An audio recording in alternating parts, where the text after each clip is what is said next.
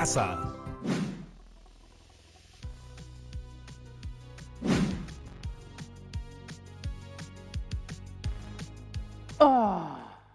No hay nada como salir a correr para ejercitar el cuerpo y volver a casa más relajado para seguir con las actividades académicas. ¡Espera, espera! Antes de tocar algo, ¿te has desinfectado las manos? ¡Uy! Es verdad, casi se me olvida. A ver. ¡Ja! Ahora sí, manos limpias. Ya puedo sacarme la mascarilla. Desde esta semana estoy enfocadísimo en hacer algo que nunca hice. Voy a tener una mejor salud, la mejor salud posible. Voy a salir a correr, voy a practicar todas las actividades que me ayuden a mejorar mi condición física. Ok. Contagiemos salud. Y para ello voy a ayudarme con las matemáticas para hacer un análisis de cuál es la realidad sanitaria, física y alimentaria de mi condominio. Así es, chicas y chicos de primero de secundaria, hoy en Aprendo en Casa analizaremos datos para tener una vida recontra saludable. ¡Arriba la salud! ¡Abajo el coronavirus! ¡Arriba la salud! ¡Abajo el coronavirus! Ya escóndete, tocino, que estoy por llamar al profesor Emerson González. Buenas tardes, profesor Emerson, bienvenido al programa. Sí, y como ya es costumbre, aplicaremos las matemáticas en la vida cotidiana. Mire, profesor Emerson, aquí en nuestra casa nos hemos organizado para mejorar nuestros hábitos de salud. Haciendo ejercicios, cuidando nuestra dieta, manteniéndonos siempre hidratados. Eso me parece excelente. ¿Y cómo quieres mejorar la situación actual de tus vecinos con respecto a sus hábitos de salud? Esa es una buena pregunta. La verdad es que no sabría qué decirle. Para eso tendría que saber cuál es la situación actual. Es muy importante una evaluación previa. ¿Qué tipo de evaluación previa realizaremos? La misma que estamos usando desde hace unas semanas. La elaboración de encuestas para recopilar datos. Les propongo que hagamos un estudio estadístico para saber las prácticas de vida saludable que realizan tus vecinos. ¿Un nuevo estudio estadístico? Eso nos va a tomar más de un programa. Así es. No lo vamos a realizar todo hoy día. Lo realizaremos a lo largo de esta y la siguiente semana. Y así vamos afianzando nuestros aprendizajes. Cada programa realizaremos las siguientes actividades. 1. Elaboraremos una encuesta para recopilar datos sobre hábitos de vida saludable. 2. Organizaremos los datos en tablas de frecuencias para datos no agrupados. 3. Representaremos la información sobre hábitos de vida saludable mediante gráfico de barras y gráficos circulares. 4. Determinaremos e interpretaremos las medidas de tendencia central y estableceremos conclusiones. Y al final tendremos un producto muy valioso. ¡Claro! Tendremos una cartilla digital o física con gráficos estadísticos, interpretaciones y conclusiones sobre nuestro estudio estadístico. ¡Qué excelente reto, profesor Emerson! Y hoy iniciaremos con la primera actividad. Elaboraremos una encuesta para recopilar datos sobre hábitos de vida saludable. Y así obtener sus datos para saber cuáles son los hábitos prioritarios para desarrollar. Así es. Por eso recordemos que la información que se obtiene en un estudio estadístico proviene de variables, las mismas que se determinan según el interés que se tenga sobre los elementos en observación. Estas variables están categorizadas en dos grandes grupos. ¿Recuerdas cuáles son? Se recolectaron datos relativos a las variables cualitativas y las variables cuantitativas. Exacto. Las variables cualitativas son aquellas que expresan características o cualidades y no pueden ser medidas con números. Por ejemplo, el lugar de nacimiento de los estudiantes de primer grado. Otro ejemplo sería el color favorito de las prendas de vestir. También el grado de escolaridad de los estudiantes de una institución educativa. O el programa de TV favorito que gusta ver los integrantes de una familia. O el estado civil de una persona. O la jerarquía de puestos en una empresa, etc. Pero ahora que ha mencionado estos ejemplos, me ha hecho recordar que dentro de las variables cualitativas hay dos tipos, ¿verdad? Muy bien, Rodrigo. Como tú dices, Las variables cualitativas se dividen en dos grupos. Variables cualitativas nominales, que son aquellas a las que no se les puede asignar un orden, y las variables cualitativas ordinales, que son aquellas que le podemos asignar un orden o podemos ordenar de acuerdo a cierta característica. Entonces, por lo que entiendo, el lugar de nacimiento, el color favorito y el programa de TV favorito son variables cualitativas nominales. Y el puesto conseguido en una prueba deportiva, la jerarquía de puestos en la empresa y el grado de escolaridad son variables cualitativas ordinales, ¿no es cierto? Muy bien, Rodrigo. Así es. Y también conocimos las variables cuantitativas, que son aquellas que se expresan mediante valores numéricos y con ellos se pueden realizar operaciones matemáticas. Por ejemplo, tenemos la edad de los estudiantes de primer grado. Otro ejemplo sería conocer el número de libros en un estante, o también el número de hijos de las familias de la comunidad. O si quisiéramos conocer el número de hermanos de mis compañeros de clase, el valor de la masa corporal y la estatura, etc. Así es. Y al igual que las cualitativas, las variables cuantitativas también se dividen en dos, ¿verdad? Sí, se dividen en variables cuantitativas discretas, que son aquellas que solamente toman valores enteros, y las variables cuantitativas continuas, que son aquellas que pueden tomar cualquier valor entre dos valores dados. Entonces, según lo que dice, yo entiendo que la edad, el número de libros en un estante, el número de hijos y el número de hermanos son ejemplos de variables cuantitativas discretas. Y el valor de la masa corporal, la estatura, son ejemplos de variables cuantitativas continuas. Ya podemos representar las características de una población en estudio utilizando variables cualitativas nominales u ordinales o cuantitativas discretas o continuas. Muy bien. Entonces, la primera gran pregunta para empezar esta investigación es: ¿cuál será la población en estudio? La población sería mi grupo de vecinos en casa. ¿Y cuál sería la muestra? La muestra. Ahí sí no la tengo clara. ¿A qué se refiere con la muestra? Así como la población es el conjunto que abarca todos los elementos cuyas características queremos estudiar, la muestra es el subconjunto de elementos que representa a esta población estudiada. Y así, a su vez, el individuo es cada uno de los elementos de la población. Por eso, una muestra debe ser representativa para que se pueda deducir de ella respecto de la población. Entiendo, profesor. Por ejemplo, de 300 personas que viven cerca a mi casa, debo sacar una muestra de unos 60. De estos 60, encuestar individuo por individuo y de ahí sacar los datos de esta muestra de población que representa a los 300 en total, sin necesidad de encuestar a los 300. Y para elegir la muestra representativa de la población, existen diferentes técnicas de muestreo. ¿Cuáles son esas técnicas de muestreo? Bueno, existen dos tipos: el muestreo probabilístico y el muestreo no probabilístico. ¿Y cuál será la mejor opción? Todo depende de las circunstancias del investigador. Por ejemplo, el muestreo probabilístico es aquel en que todos los individuos de una población tienen la probabilidad de formar parte de la muestra. Este muestreo es normalmente equiprobable. ¿Equipopré? Equiprobable, es decir, con la misma probabilidad. Ah, ya. Entonces, estos muestreos probabilísticos son aquellos que se basan en este principio de equiprobabilidad.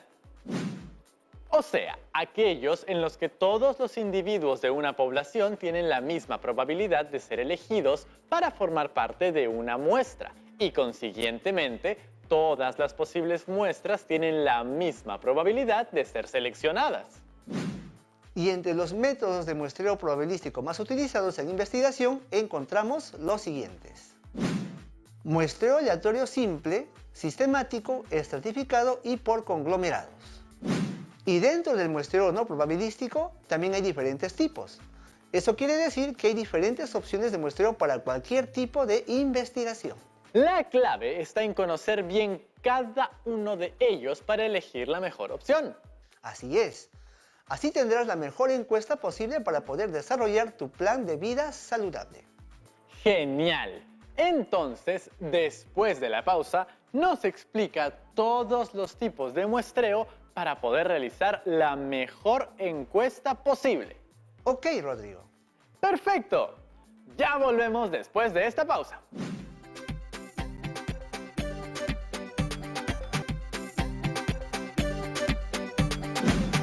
¡Bienvenidos de vuelta! Aquí estamos con el profesor Emerson González, que nos va a explicar cada uno de los tipos de muestreo que se deben realizar en una encuesta. Y empezaremos por los probabilísticos. El primero a explicar es el muestreo aleatorio simple.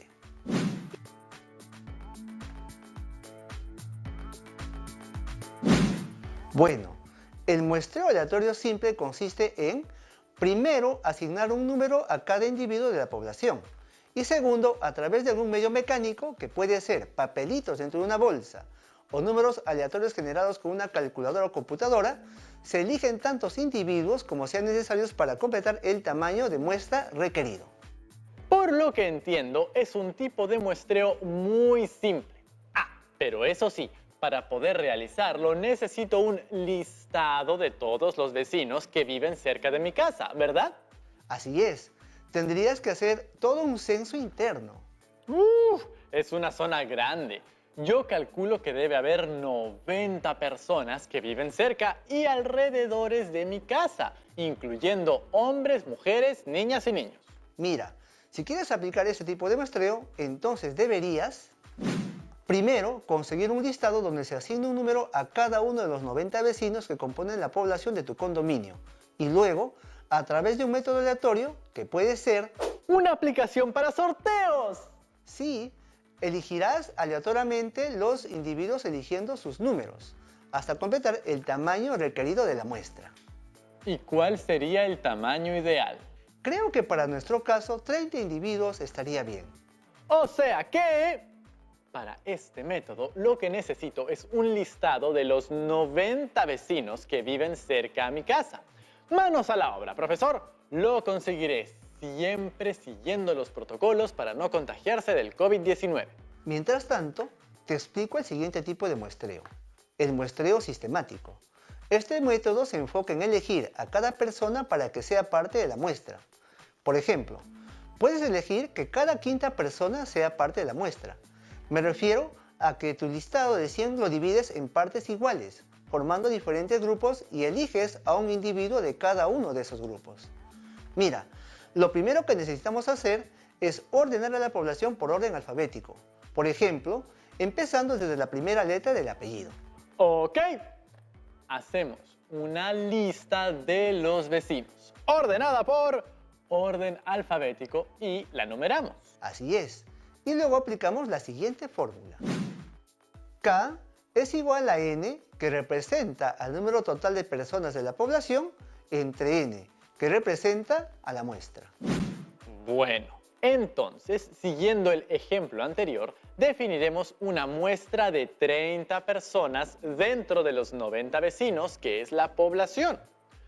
Como sabemos, la población está ordenada alfabéticamente, donde cada uno de mis vecinos tiene un número asignado. Algo así como si estuviéramos tomando la lista en un aula de clases. Así, reemplazando la fórmula, tenemos lo siguiente. K es igual a 90 entre 30, que es igual a 3. Entonces, escogeremos un nombre de cada 3 personas, y así sucesivamente hasta el final.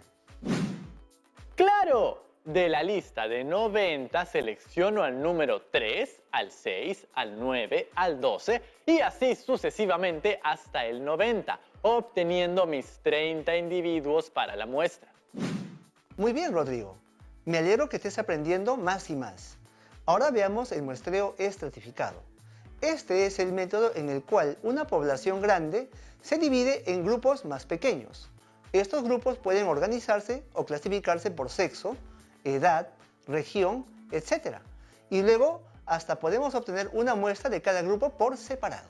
Creo que con un ejemplo quedaría más claro. Por supuesto, siguiendo con lo anterior, haremos una muestra de 30 individuos. Este procedimiento consiste en dividir la población por estratos para luego aplicar un muestreo aleatorio simple a cada grupo. Por ejemplo, de los 90 habitantes de la comunidad, se sabe que 37 son hombres y 53 son mujeres. Ah, entiendo.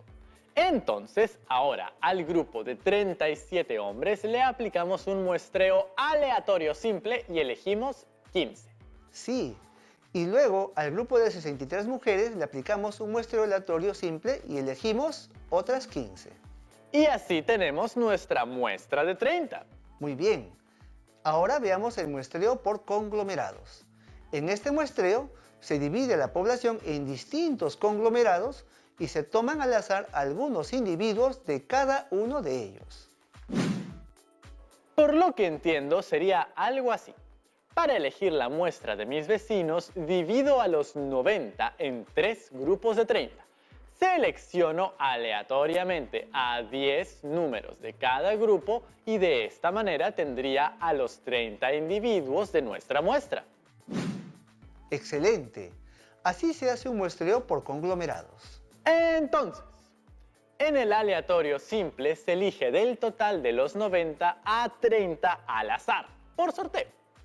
Luego, en el sistemático, elijo al que está en la posición 3, la 6, la 9 y así hasta el que está en la posición 90 en mi lista ordenada alfabéticamente.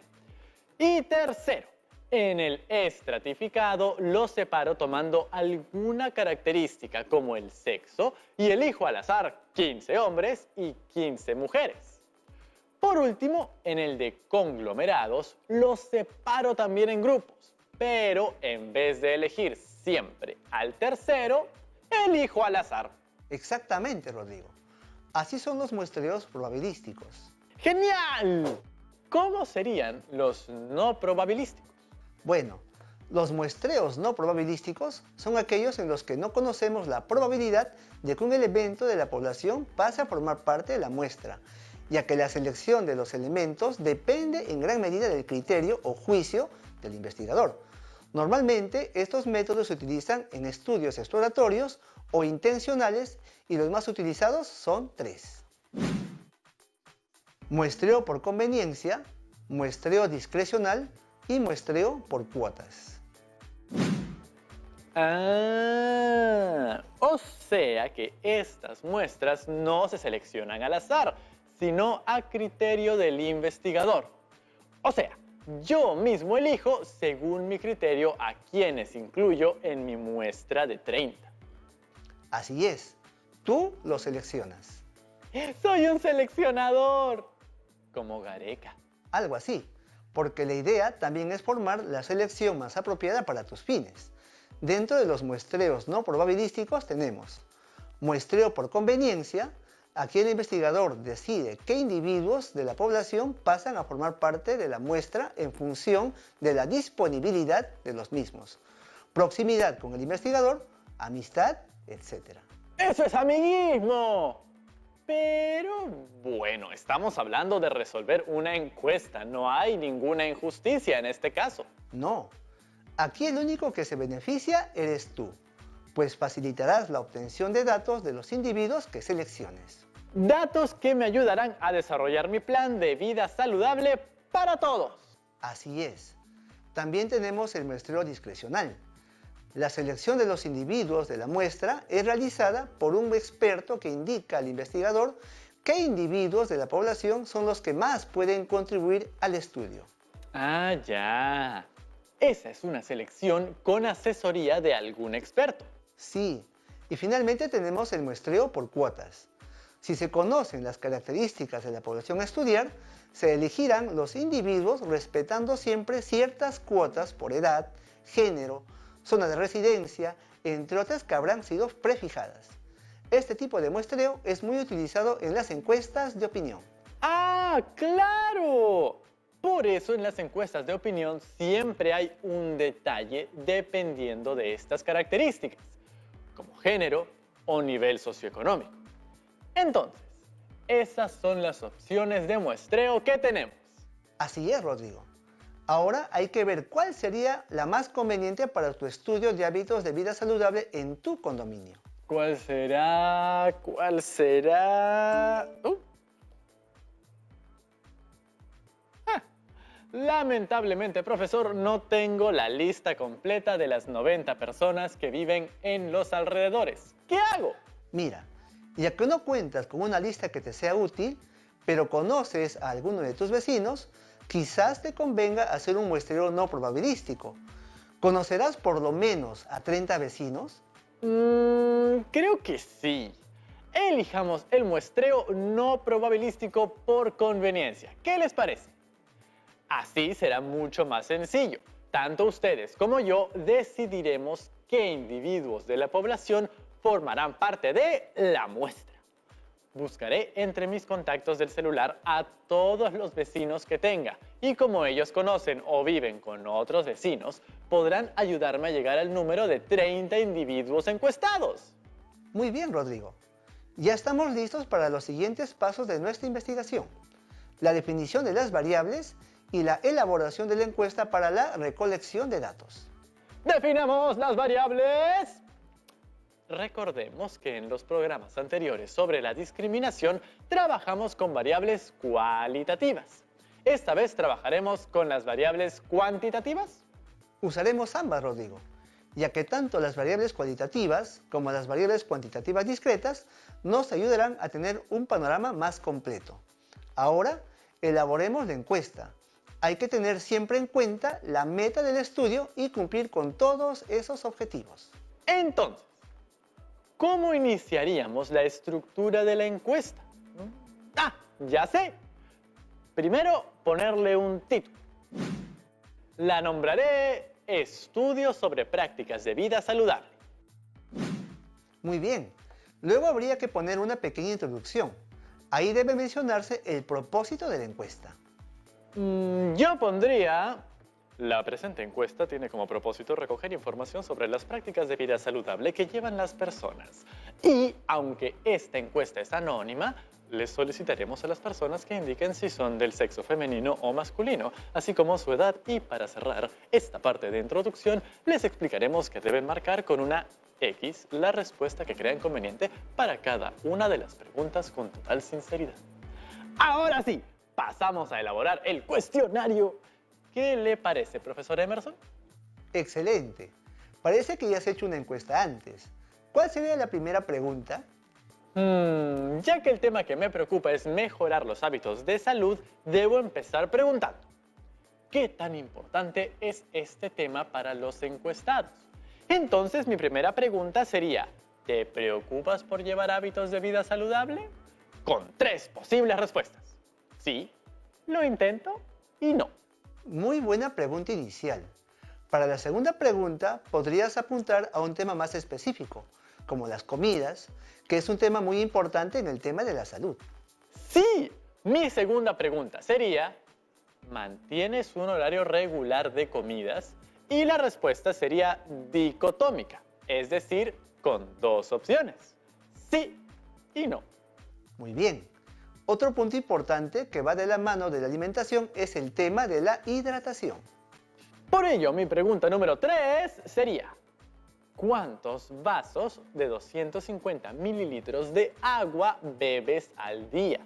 Para ello, creo que deberíamos establecer varios valores. La primera opción sería 3 vasos, luego 4, luego 5, 6, 7 y finalmente 8 vasos. Muy bien. Ahora podemos dirigir la siguiente pregunta al tema de la actividad física. Así es, profesor, y ya con eso cerraría mi última pregunta. Esta sería: ¿cuántas veces a la semana te dedicas a realizar una actividad física? Y podemos colocar varias opciones de respuesta. No realizan actividades físicas en la semana, 1 vez a la semana, 2 veces a la semana, 3 veces a la semana, 4 veces a la semana, 5 veces a la semana y 6 veces a la semana se dedican a realizar actividad física. Buen trabajo, Rodrigo. Ahí tienes tu encuesta lista. Así es. 2 preguntas recogen información cualitativa y 2 son de variables cuantitativas. Con la encuesta ya estructurada y con el tipo de muestreo a aplicar definido, vas a poder realizar otra excelente encuesta. Gracias, profesor Emerson. Veamos si han quedado algunas dudas en las chicas y chicos de primero de secundaria. A ver. Primera pregunta. Me llamo Chile Lermayenque y envío este video desde Arequipa. Gracias por un nuevo programa de encuestas. Me gustan mucho estos programas, pero quería pedirles si pueden hacernos un ejercicio para diferenciar mejor las variables cuantitativas de las cualitativas. Por supuesto. Hagamos un ejercicio muy simple y claro. Vean este cuadro. Vemos que los valores de la variable número de botellas en un almacén pueden ser 60 botellas, 134 botellas, etc. Estos valores son numéricos, 60 o 134, por lo tanto es una variable cuantitativa. El peso de cada miembro de un salón también está dada en valores numéricos, por ejemplo, 55 kilogramos, 56 kilogramos, 49 kilogramos, etc. Por lo tanto, es una variable cuantitativa. Los equipos de fútbol preferidos están dados por los nombres de cada equipo. Por lo tanto, son valores no numéricos. Entonces, estamos refiriéndonos a una variable cualitativa. De igual manera, sucede con los platos favoritos. Tenemos, por ejemplo, papa a la huancaína, rocoto relleno, etc., que son valores no numéricos y por lo tanto son variables cualitativas. El cuadro se vería de la siguiente manera. Muchas gracias, profesor Emerson González. Ahora empezaré a contactar a los vecinos que conozco para realizar mi encuesta. El primer paso ha sido cumplido. Gracias, como siempre. Seguro este será un trabajo muy bueno y productivo como el anterior, pero sobre todo muy saludable. Así es. Hasta el próximo programa. Muy bien. Empezaré a escribirle a todos los vecinos. Empecemos por el tío Willy. Él de hecho que se apunta. Es bien deportista y siempre ha cuidado bastante su salud. ¿Mensajeando al tío Willy? ¿Al de la bodega? Dile que te regale un bidón de agua, que a partir de ahora vas a necesitar mucha hidratación. ¡Oh, oh, oh, oh! Ya te dije que me voy a tomar esto de la salud muy en serio. Y ya está. Ya le escribí al tío Willy. Ahora me pondré a hacer ejercicios. Y ustedes en casa ya saben cuál es su reto. Realizar esta encuesta a 30 individuos de su familia o comunidad, pero sobre todo, empezar a tener una vida más saludable. Ahora vas a estar insoportable con tus sabidurías del bienestar, ¿no? Así es, Tocino. Ese fue nuestro programa de hoy. Ya nos vemos mañana. ¡Chao, chao!